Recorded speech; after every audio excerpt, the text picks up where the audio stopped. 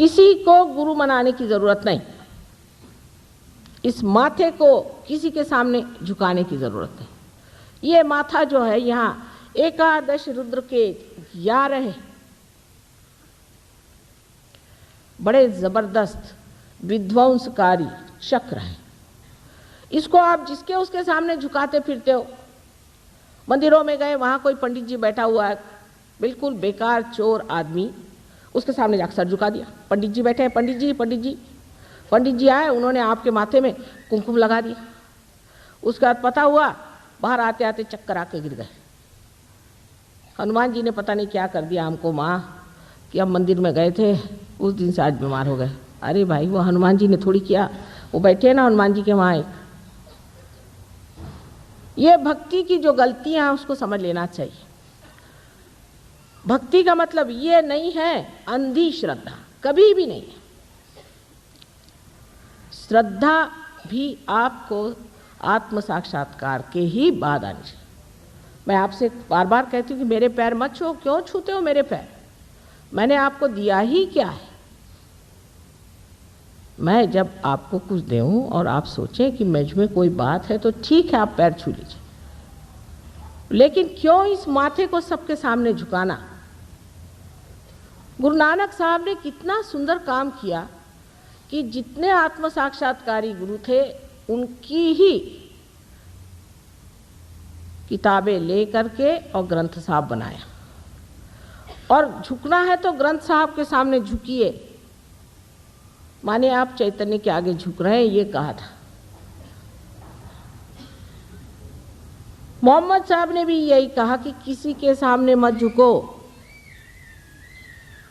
आज सवेरे बहुत से बीमार लोग आए थे, उनमें से 99% लोग गुरुओं के चक्कर में बीमार थे। किसी को कैंसर, किसी को हार्ट ट्रबल, किसी के पैरालिसिस, किसी के कुछ। सारी बीमारियां इन गुरुओं से पाई हुई है। अच्छा है साहब, पैसा देकर के आप बीमारी खरीद रहे हैं? यह कोई भक्ति हुई? भक्ति में एक चीज जिसको मराठी में डोळस भक्ति कहते हैं कि आंख खोल के भक्ति करना चाहिए। ये देखना चाहिए कि इनके पास गया हुआ आदमी जो है उसका क्या हाल है, ये दे क्या रहा है, ये परम दे रहा है या कुछ कहीं की विभूति आ गई, कहीं का डायमंड आ गया। आपके ड्राइवर नौकरों को नहीं मिलेगा डायमंड। अगर आपके पास 25 डायमंड हो गए तो 1 डायमंड मिलेगा और बाकी सब गायब। ऐसे चक्करों में आप रह करके बाद में हार्ट अटैक लेकर मेरे पास पहुंचते हैं, माँ हमें हार्ट अटैक आ गया। ये भक्ति का हमारा स्वरूप है। डॉक्टर वॉरेन आप लोगों को बहुत मानते हैं और वो ये सोचते हैं कि आप लोग बड़े धार्मिक हैं, लेकिन भोलेपन की भी कोई हद होती है।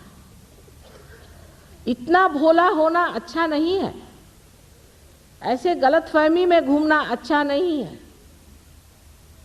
कोई भी आदमी जेल से छूट के आए, चाहे कहीं से आए, इसका पता नहीं किया आपने कि कौन है क्या है, और लगे उसके पीछे में।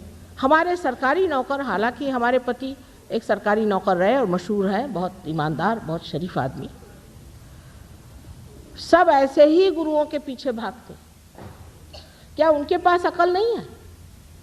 अरे बड़े बड़े मंत्रीगणों का यह हाल है, छोड़िए बेचारे सरकारी नौकरों को। उनके सबके पास क्या अकल नहीं है कि उसकी कुंठित हो गई अकल? वो सोच नहीं सकते हैं कि ये आदमी है, ये पैसे की बातें करता है, ये डायमंड्स की बातें करता है, ये कहता है चल लाओ इतना पैसा निकालो।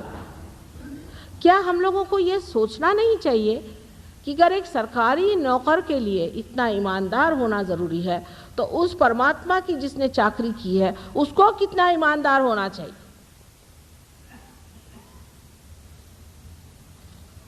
और डंके की चोट पर सबके सामने वो लोग कहते हुए भी आप हम तो भाई वारी वारी जावा चले उनके ऊपर रुपया उड़ाने के लिए। हमारे यहाँ औरतें उससे भी बदतर इस मामले में हैं आदमियों से, इसीलिए आदमी औरतों को भी नहीं मानते। कोई गुरु बाबा जी आके बैठ गए, वो प्राइवेटली में ज़रूर औरतों से बात करेंगे। प्राइवेट क्या होता है परमात्मा के मामले? क्या परमात्मा प्राइवेट है? वो शब्द प्रकाशमान, उस परमात्मा का प्राइवेटली बात करने का कौन सा सवाल उठता है, मेरे समझ नहीं आता। और हर तरह की चीज़ें आपने सुनी होंगी, अपने मंदिरों में होती है, जो जो बातें सुनी है तो ऐसा लगता है कि हे प्रभु, तुम्हारे नाम पर कितना अधर्म मेरे देश में हो रहा है। और बाहर जब जाते हैं तो लोग बताते हैं, हाँ हाँ हाँ रहने दीजिए, आपके यहाँ मंदिरों में आजकल गांजा बिकती है? हाँ, महालक्ष्मी के मंदिर में बंबई में गांजा बिकते हैं। पुलिस से कहो तो कहता नहीं भाई हमारा कोई मतलब नहीं। वो कहते हैं कि आपके मंदिरों में जो हाल है, आप जाके अंदर देखिए क्या हाल है। लेकिन हम लोग इस ओर नजर नहीं करते। हम लोग सोचते नहीं कि परमात्मा शुद्ध है, पवित्र है, शुभकारी है। ऐसे अशुभ चीज़ों के तरफ जब हम अपनी नज़र घुमाएंगे तो हमारा भी अशुभ होने वाला है। हमारा क्या शुभ होगा? सो सबसे पहले भक्ति में ये जानना चाहिए कि आंख खोल करके भक्ति करें। श्री ज्ञानेश्वर जी ने ध्यान पर बहुत कुछ लिखा, लेकिन हमारे महाराष्ट्र में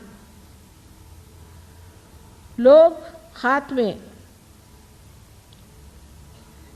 झांझरी लेकर के विठ्ठल विठ्ठल विठ्ठल विठ्ठल, एक महीना पैदल भूखे ऐसे जाते हैं, मुंह में तंबाकू रख के। ये कोई भक्ति हुई? और नहीं तो वो ऑक्सफोर्ड स्ट्रीट में बाजार से बोधी खरीद के लगाते हैं और ढीली ढाली धोती पहन के वहाँ हरे रामा हरे रामा हरे रामा, वो सारी धोती भी गिरती जाती है। उनसे बात करी तो भी हरे रामा हरे रामा हरे रामा। क्या हो? ये भक्ति नहीं है, ये विडंबना है, ये परमात्मा की विडंबना है। इस विडंबना से आप बच के रहिए। मैंने आपसे पहले ही कहा था कि भक्ति के लिए अनन्य होना चाहिए, अनन्यता आनी चाहिए। और ये अनन्यता आपको सिर्फ आत्म साक्षात्कार से प्राप्त होती है। किसी भी आदमी को आप जिस तरह से मान लेते हैं, ये बहुत बड़ी गलती हम लोग इस देश में करते हैं। जो डॉक्टर वॉरेन नहीं जानते कि हमारे यहाँ तो कोई भी बाबा जी ढाबा जी आ जाए और वो हाथी वाथी ले गया है तो और भी कह ले मैं यज्ञ करने जा रहा हूँ माता जी। मैंने कहा अच्छा फिर क्या, कम से कम 5 डब्बे का आप मुझे घी दे दीजिए। मैंने कहा जनाब मेरे यहाँ तो आधा डब्बा क्या, पाउन डब्बा भी नहीं घी रहता। तो अच्छा फिर कोई जेवरी दे दीजिए। मैंने कहा अच्छा मैं अपने पति से पूछ लूँ। कल आपके पति क्या करते हैं? मैंने कहा वो प्राइम मिनिस्टर के सेक्रेटरी हैं। नहीं नहीं हमें कुछ नहीं चाहिए। उठाया अपना बिस्तरा चल दिए।